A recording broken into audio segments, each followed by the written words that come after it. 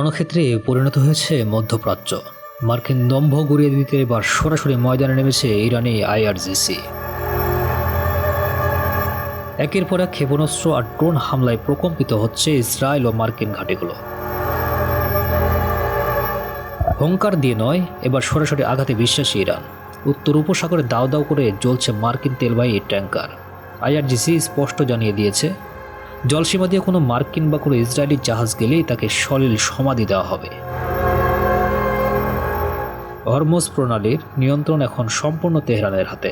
আকাশের বুক চিরে ধেয়ে আসছে মরণঘাতী ড্রোন আর মিসাইল। কুয়েত উপকূলে ইরানের ড্রোনের আঘাতে আস্ত এক ট্যাঙ্কার জাহাজ তেলসহ সাগরে তলিয়ে গেছে। ব্রিটিশ গোয়েন্দারাও এই ধ্বংসযজ্ঞ দেখে হতবাক। ইসরায়েলের দম্ভ এখন মাটির নিচে মিশে যাচ্ছে।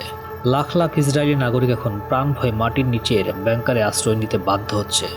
জেরুজালেম থেকে তেল আবিব সবখানে এখন শুধু বিস্ফোরণের শব্দ।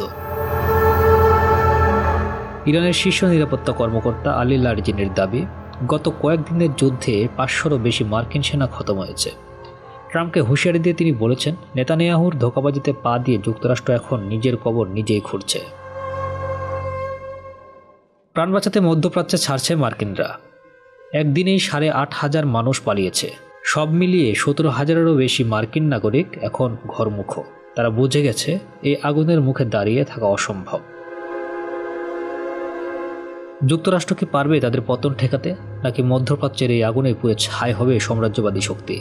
পুরো বিশ্ব এখন তাকিয়ে আছে ইরানের পরবর্তী পদক্ষেপের দিকে।